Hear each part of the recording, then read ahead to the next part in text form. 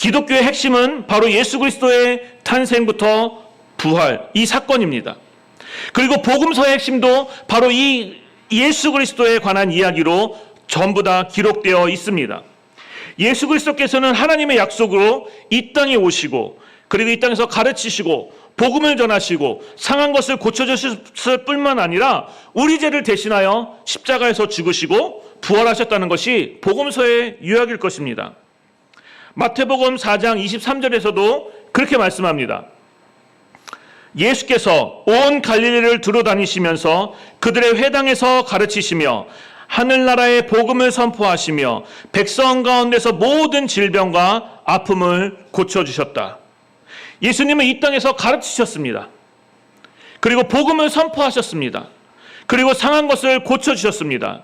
이것은 마태복음뿐만 아니라 마가복음 1장에서는 이렇게 말씀합니다. 때가 찼다. 하나님의 나라가 가까이 왔다. 회개하여라. 복음을 믿어라 라고 말씀하시면서 하나님의 나라가 선포된 것을, 하나님의 나라가 시작되었음을, 하나님의 나라가 임하였음을 선포하며 시작합니다.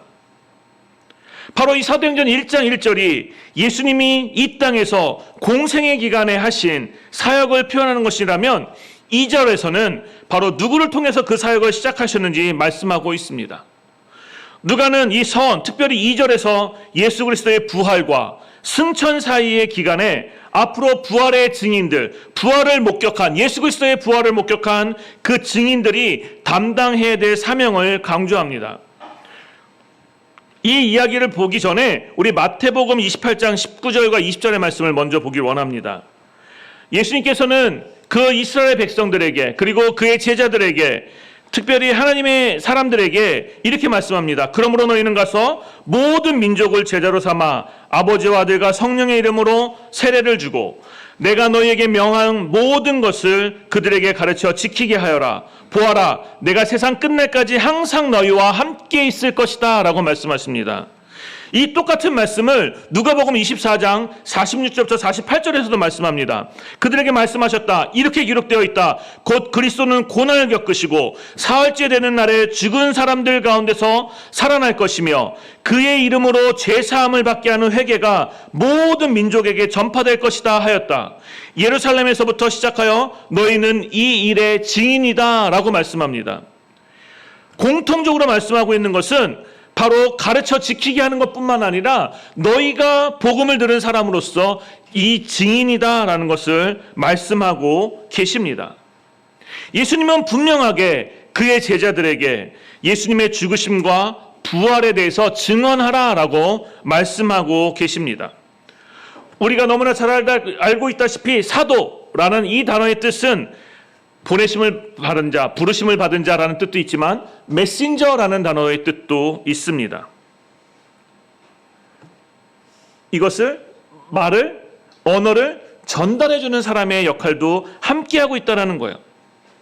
특별히 구약적인 배경, 선지자들을 통해서 파송했던 배경들을 잘 살펴보시면 신약에서의 사도는 소식을 전하고 그 다음에 그 사명의 보내심을 받은 사람 또는 사람들이라고 표현할 수 있을 것입니다.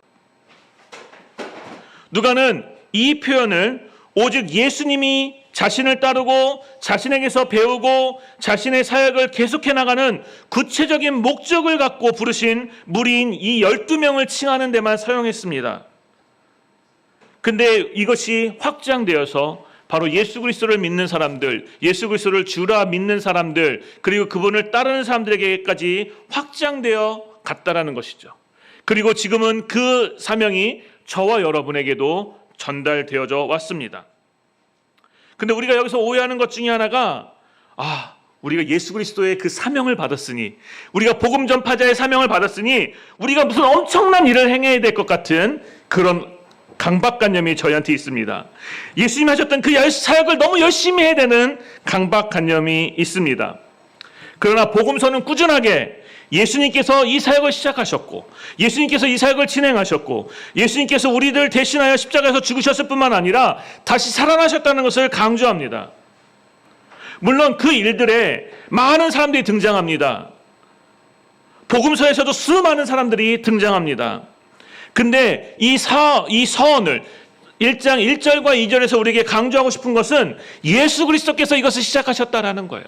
마가복음 1장 16절에서 하나님의 나라가 선포되었고 그 일이 시작되었던 것처럼 그 일을 시작하셨던 그 예수 그리스도께서 진행하셨고 그 일을 마무리하신 분이고 성취하신 분도 바로 그 예수 그리스도라는 사실을 우리에게 말씀하고 계십니다. 그러므로 이 사도행전 서원을 통해서 우리에게 강조하시는 것은 바로 예수 그리스도께서 가르치시고 지시하신, 명령하신 그 복음서의 내용을 잘 정리하고 그리고 하나님의 삼위이신 성령 하나님이 이제 사도들을 통하여 그리고 지금 저와 여러분까지 이 일들을 하고 계시다는 것을 말씀하고 싶으신 것입니다. 그러면 이 부활하신 예수님이 하늘로 올라가시기 전까지 성경에 보면 40일 동안 이 땅에 계셨는데 제자들과 그 다음에 이 성경을 읽고는 저와 여러분에게 가르치고 싶으신 내용은 과연 무엇일까요? 그것이 3절에 나와 있습니다. 우리 3절을 다 같이 읽겠습니다. 여기 스크린 말고요. 여러분 성경을 보시면 성경을 직접 펴서 읽어보시면 좋을 것 같습니다. 3절을 같이 읽겠습니다. 시작! 그가 고난받으신 후에 또한 그들에게 확실한 많은 증거로 친히 살아계심을 나타내사 40일 동안 그들에게 보이시며 하나님 나라의 일을 말씀하시니라. 아멘. 여기서 제가 강조하고 싶은 단어는 드러내셨다, 바로 나타내셨다라는 단어입니다. 예수 그리스도는 부활과 승천 사이에 40일 동안 자신이 참으로 죽은 자들 가운데서 다시 살아나셨다라는 이 사실을 그의 제자들과 그를 따르는 사람들에게 조금의 의심의 여지도 없을 방식으로 자신의 모습을 사람들에게 계속 보이셨습니다.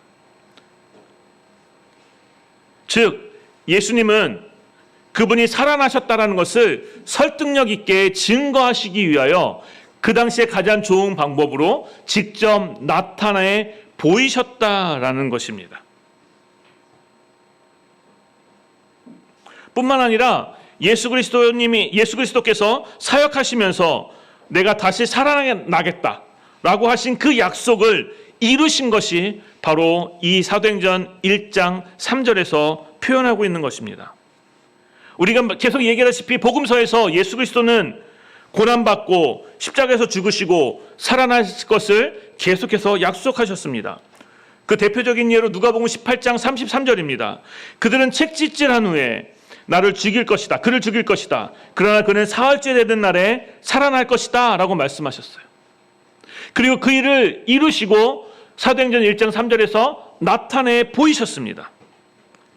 이렇게 수도 없이 예수 그리스도는 복음서에서 내가 핍박을 받을 것이고 그 다음에 다시 살아날 것이라는 것을 이야기하셨음에도 불구하고 실제로 예수님이 부활하시고 그들을 찾아가셨을 때 그들은 믿지 못했습니다.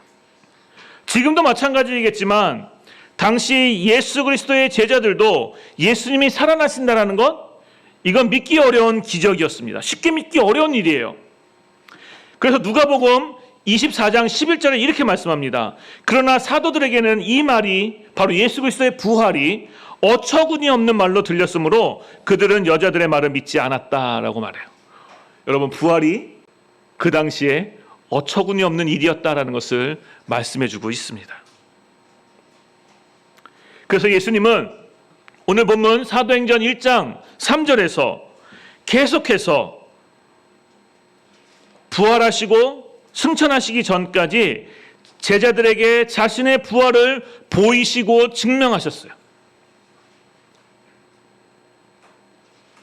우리 성경에는 이게 자세히 표현되어 있지 않지만 제가 이 말씀을 공부하면서 본 것은 계속해서 간간이가 아니라 자주 잊어버리만 하면 또 보여주시고 잊어버리만 하면 또 보여주시고 잊어버리만 하면 또 나타나시고 이렇게 하면서 내가 정말 살아났다는 것을 계속해서 보이셨다는 것으로 표현되어 있습니다. 제자들에게 나타나신 것뿐만 아니라 그들과 함께 식사도 하셨어요. 누가복음 24장 30절, 37절부터 39절, 41절부터 43절까지 해보시게 되면 예수님이 앉아서 그들과 함께 식사도 하셨습니다. 이렇게 계속해서 예수님은 자신이 부활하셨다는 것을 증거하시고 계셨습니다. 그리고 고린도전서 15장 3절부터 8절 복음을 가장 잘 요약해 놓은 이 말씀 속에서도 뭐라고 말씀하시냐면 바울이 이렇게 말합니다. 나도 전에 받은 중요한 것을 여러분에게 전해드렸습니다. 그것은 곧 그리스도께서 성경대로 우리 죄를 위하여 죽으셨다는 것과 무덤에 묻히셨다는 것과 성경대로 사흘 만에 살아나셨다는 것과 성경대로라고 계속 표현하고 있습니다. 약속을 하셨다는, 하나님께서 약속하셨던 그 약속들이 계속 이루어졌다는 것을 표현하고 있습니다. 그러면서 5절에 이렇게 말씀합니다. 게바에게 나타나시고 다음에 12제자에게 나타나셨다고 하는 것입니다.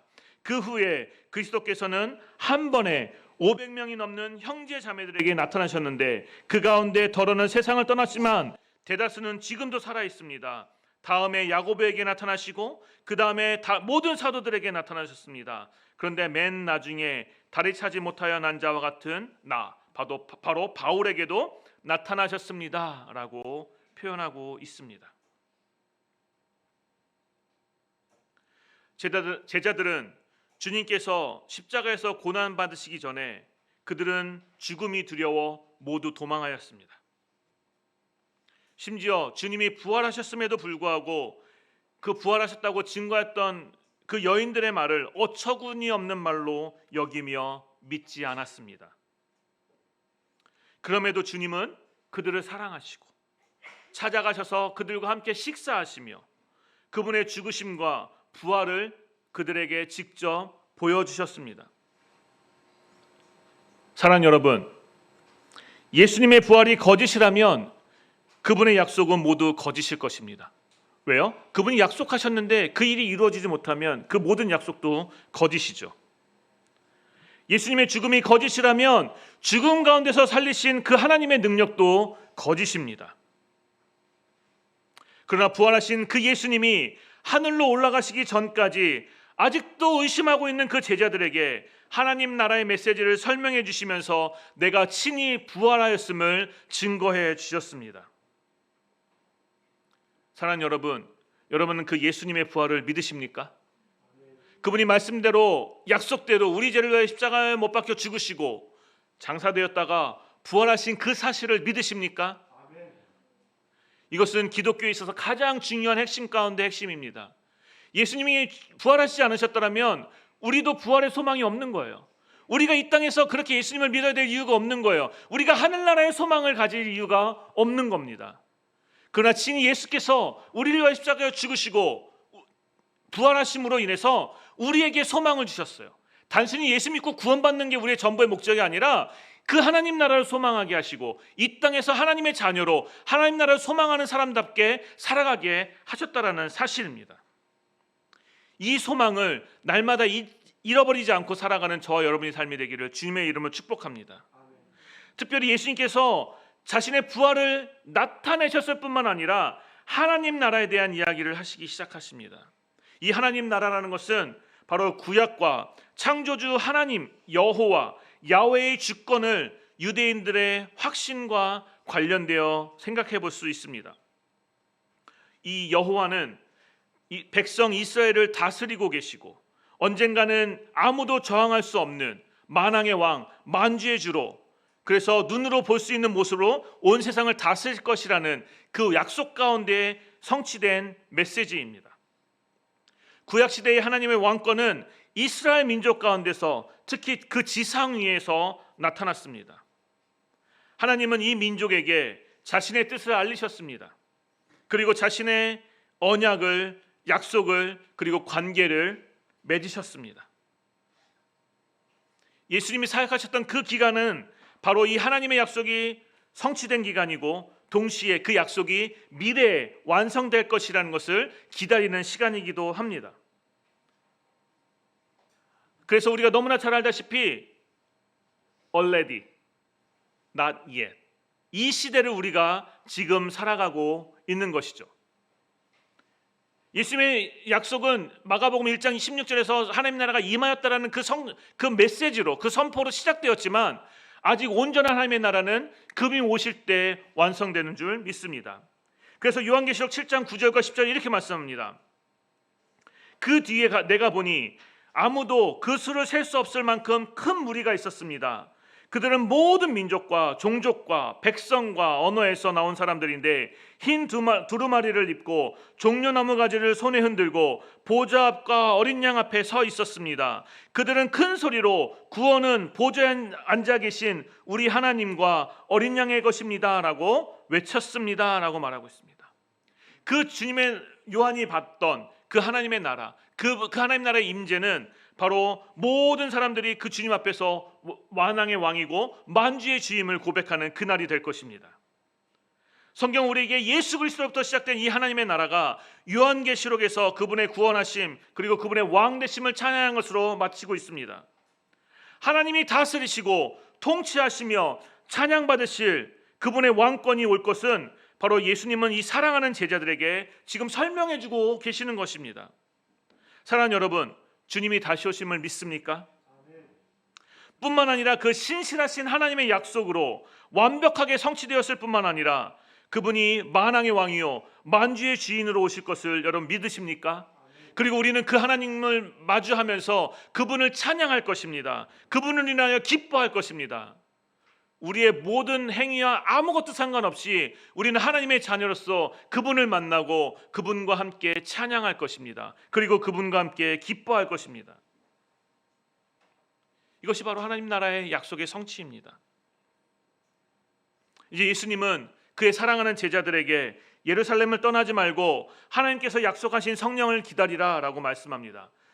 사도행전 1장 4절에서 5절에 이렇게 말씀합니다. 예수께서 사도들과 함께 잡수실 때에 그들에게 이렇게 분부하셨습니다. 너희는 예루살렘을 떠나지 말고 내게서 들은 아버지의 약속을 기다려라. 요한은 물로 세례를 주었으나 너희는 여러 날이 되지 않아 성령으로 세례를 받을 것이다. 부활하신 예수님은 제자들과 함께 식사도 하시고 만나기도 하시면서 당부하십니다. 누가는 그리스도가 그의 제자들 가운데서 음식을 잡수신 이유는 그 자신의 개인적인 필요 때문이 아니라 그분이 그들에게 정말로 나타나셨고 그들은 유령을 보고 있는 것이 아니라는 사실을 확인시키기 위해서였다라고 암시한다라고 성경의 학자는 이야기합니다. 이제 예수님 우리가 너무나 잘 아는 바와 같이 곧 승천하실 것입니다. 아직 제자들은 부활하신 그 예수님을 아직도 믿지 못하는 눈치입니다. 한번 생각해 보십시오. 그 당시에 제자들의 모습들을 한번 상상해 보십시오. 예수님이 부활하시는 것도 아직도 믿지 못하는 눈치이고 예수님은 곧 승천하실 것인데 이제 예수님은 하나님의 뜻을 따라 승천하시게 되면 홀로 남은 제자들은 어떤 모습일까요? 아마 모르긴 몰라도 우리 빛과 소금 교회는 워낙 잘 준비되어 있어서 지금 신동식 목사님이 안식월을 가시고 연구를 하시면서 떠나가시고 저에게 오늘 강단을 맡기셨음에도 불구하고 여러분 신실하게 이 자리에서 예배드리시죠. 지금 아직 예수님의 부활을 믿지 못하는 이 제자들, 앞뒤 분간하지 못하는 이 제자들, 예수님이 떠나셨을 때 그들의 모습을 한번 상상해 보십시오.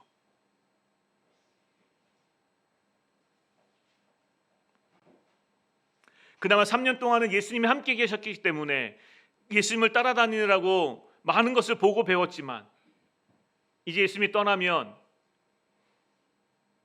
그들은 오합지졸의 모습이 될지도 모릅니다. 그러나 사랑하는 예수님은 그 사랑하는 제자들에게 예수님이 승천하시면 이제 제자들에게 남아 혼란스럽게 되는 것이 아니라 하나님께서 약속하신 위로부터의 능력, 곧 성령님에 대한 약속이 성취될 것을 그들에게 말씀하고 계시는 것입니다. 이 약속은 요한복음에서 예수님이 제자들에게 하신 약속과 똑같습니다. 요한복음 14장 26절에 이렇게 말씀합니다. 그러나 보혜사 곧 아버지께서 내 이름으로 보내실 성령께서 너희에게 모든 것을 가르쳐 주실 것이며 또 내가 너희에게 말한 모든 것을 생각나게 할 것이다 라고 말씀하고 계십니다. 보혜사, 이분은 성령님을 의미하며 특히 우리와 영원히 함께 계시는 분입니다. 뿐만 아니라 요한복음 14장 26절에서 말씀하셨듯이 그 제자들에게 모든 것을 가르쳐 주시고 또한 모든 것이 생각나게 할 것이다 라고 말씀하고 계십니다. 뿐만 아니라 이 성령님은 그리스도를 증거합니다. 그리고 죄와 의와 심판에 대해서 세상을 책망하십니다. 또한 진리 가운데로 인도하시고 그리스도를 영화롭게 하십니다 라고 성경은 우리에게 여러 말씀을 통해서, 요한복음을 통해서 특별히 그 이야기들을 계속해서 우리에게 해주고 있습니다. 그 성령님이 우리와 함께 계신다라는 것입니다. 성령님이 우리와 함께 계신다라고 하니까 생각나는 성경 구절이 있죠. 바로 우리가 성탄절에 늘 듣는 말씀 중에 하나입니다. 마태복음 1장 23절에 보아라, 동정녀가 잉태하여 아들을 낳을 것이니 그의 이름을 임마누엘이라고 할 것이라 하신 말씀을 이루려고 하신 것이라. 임마누엘은 번역하면 하나님이 우리와 함께 계시다라는 뜻이다라는 것입니다. 예수님은 부활하시고 승천하시면서 제자들을 향하여 이제 너희들끼리 알아서 잘 살아, 그동안 즐거웠어, 빠이 이러고 가지 않으셨습니다. 하나님은 구약에서 약속하신 그 예수님이 임마누엘로 우리와 항상 함께 하셨듯이 성령 하나님을 약속대로 우리에게 보내셔서 우리와 함께 계시겠다라고 말씀하고 계십니다. 세례 요한이 베푼 그 세례는 물로 주는 완전하지 못한 세례였지만 하나님이 약속하신 성령의 세례는 구원 얻은 그리스도인이 그리고 하나님의 자녀인 우리 모두에게 주어지는 특권인 줄로 믿습니다. 로마서 8장 9절에 이렇게 말씀합니다. 그러나 하나님의 영이 여러분 안에 살아계시면 여러분은 육신 안에 있지 않고 성령 안에 있습니다. 누구든지 그리스도의 영이 없으면 그리스도의 사람이 아닙니다 라고 말씀합니다. 사랑하는 여러분 예수 그리스도를 구세주로 영접하셨습니까? 그럼 여러분 안에 성령님이 주인 되셨습니까? 이것이 우리 삶의 가장 중요한 질문 가운데 하나라고 저는 믿습니다. 오늘 적용의 몇 가지 질문을 하면서 오늘 말씀을 함께 마치려고 합니다. 첫 번째, 제가 여러분에게 질문하고 싶은 것은 이것입니다. 여러분 예수 그리스도를 구주로 영접하셨습니까? 성경은 예수 그리스도의 이름을 통해서 그분이 누구신지 분명하게 말씀하고 있습니다. 마태복음 1장 21절에 이렇게 말씀합니다. 아들을 낳으리니 이름을 예수라 하라. 이는 그가 자기 백성을 그들의 죄에서 구원할 자이심이니라 하니라. 예수님은 이 땅에 오시는 이유가 너무나 간단했습니다. 너무나 심플했어요. 바로 우리 죄를 구원하시기 위해 이 땅에 오셨습니다.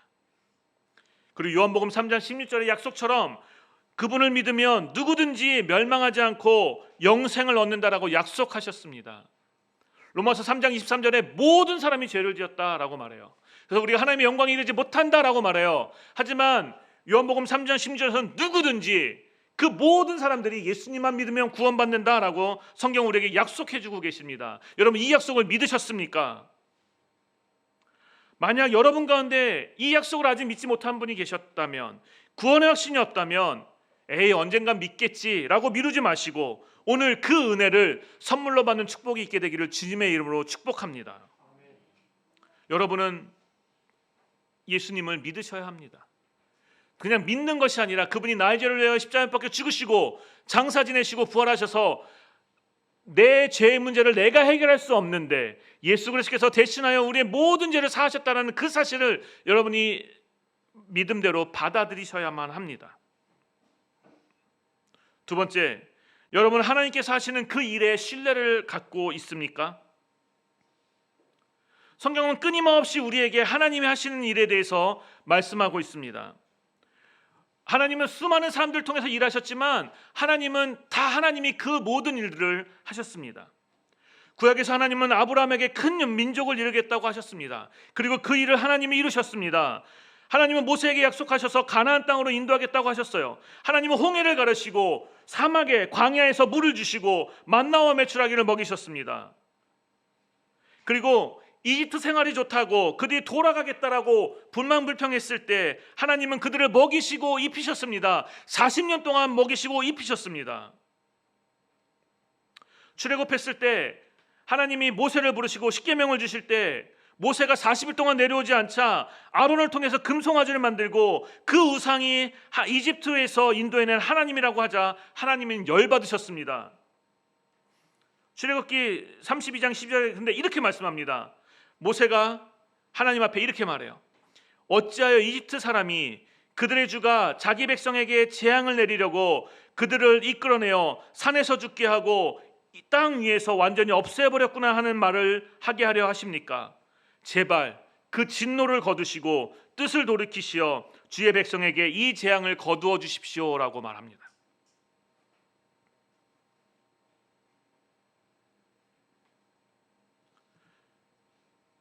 모세는 하나님이 왜 그들을 출애굽하게 하셨는지 너무나 잘 알고 있어요.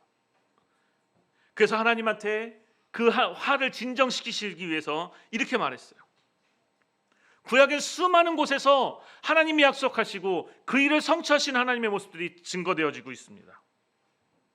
구약 역사를 통해서, 그리고 하나님의 예수님의 그 사역이 기록된 복음서를 통해서 성경은 그리고 계속해서 일관되게 모든 일을 이루시고 완성하시는 분이 하나님이심을 기억하라라고 우리에게 말씀하고 있습니다. 사랑하는 여러분, 청교도 시대의 사람들이 강조했던 것처럼 성경이 가는 데까지 가고 성경이 멈추는 데서 멈추는 저와 여러분의 삶이 되기를 주님의 이름으로 축복합니다. 그러기 위해서는 우리는 하나님을 신뢰해야 돼요. 우리 인간의 방법으로 내 힘과 내 능력으로 무언가를 하려고 하는 것이 아니라 하나님께서 이루실 것을 믿고 믿음으로 그 자리에 있는 저와 여러분의 삶이 되기를 주님의 이름으로 축복합니다. 내가 내 힘으로 무언가를 이루려고 하면 꼭 무슨 일이 일어나요. 꼭 탈이 납니다. 하지만 온전히 하나님을 신뢰하고 하나님이 약속하신 것을 이루실 때까지 내가 기다리고 참고, 그리고 그 하나님에서 즐거워하는 것, 이것이 저와 여러분에게 필요한 믿음인 줄로 믿습니다.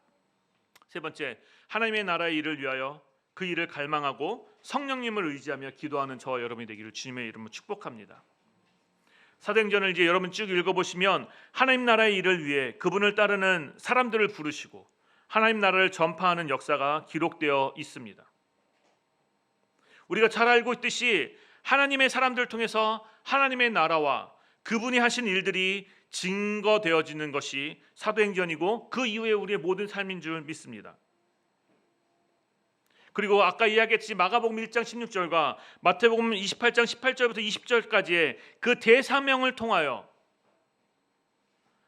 하나님의 나라를 선포하고 그분의 왕되심과 그분의 주되심은 이제 제자들이 선포하기 시작합니다. 바로 성령님의 강림 이후로 그 일들이 가능합니다. 그러면서 누가복음 24장 48절 이렇게 말씀합니다. 너희는 이 모든 일의 증인이라. 이제 우리는 예수 그리스도의 죽으심과 그 부활의 증인입니다. 우리는 우리의 일상의 삶을 통하여 바로 이 예수 그리스도가 증거되어야 되는 삶을 살아야 되는 사람입니다. 하나님은 지금도 여전히 그분의 죽으심과 부활, 즉 예수 그리스도의 그 메시지를 증거할 사람들을 찾고 계십니다. 이 일을 위해 여기 계시는 한 분 한 분, 저를 포함해서 이것을 갈망하고 또 성령님께서 우리를 그렇게 사용해 주시기를 기도하며 살아가는 저와 여러분의 삶이 되기를 주님의 이름으로 축복합니다. 성경은 우리에게 그 증인이 저와 여러분이라고 말씀하고 있습니다. 그 증인된 삶. 그래서 우리를 통하여 하나님의 나라가 더욱더 확장되어지고 우리의 삶을 통하여 예수 그리스도의 선한 영향력들이 이 지역 사회에 퍼져나갈 수 있는 그 은혜가 있게 되기를 주님의 이름으로 축복합니다. 성경은 우리에게 교회에서 빛과 소금이 되라고 말씀하지 않으십니다. 이 세상에서 빛과 소금이 되라고 말씀하십니다. 우리가 이 세상에서 그리스도인으로서 예수 그리스도를 믿는 사람으로서 해야 될 역할이 분명히 있는 줄 믿습니다. 그것이 무엇인지 날마다 기도하시고 하나님께 물으시고, 그래서 하나님께서 주시는 그 은혜로 우리가 이 세상 속에서 빛과 소금으로 살아갈 수 있는 그 은혜와 축복이 있기를 주님의 이름으로 축복합니다. 성령님께서 하시는 그 일들을 날마다 쫓아가며 순종하는 저와 여러분의 삶이 되기를 원합니다. 기도하겠습니다.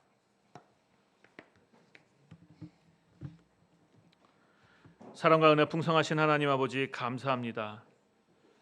죽을 수밖에 없었던 저희들을 구원해 주시고 예수 그리스도를 우리 삶의 구주로 영접하게 하시는 은혜를 허락해 주시고 친히 하나님 나라의 일을 저에게 보여주시고 일러주니 감사합니다. 하나님, 이 은혜를 받은 저희들이 날마다 이 세상 속에서 주님을 의지하며 빛과 소금으로 살아갈 수 있는 저희들의 삶 되게 하여 주시옵소서. 하나님께 주신 그 비전을 날마다 이 세상 속에서 실천하며 또한 선한 영향력을 미치며 살아갈 수 있는 저희들의 삶이 될 수 있도록 은혜 베풀어 주시옵소서. 감사하며 사랑하신 예수님의 이름으로 기도합니다. 아멘.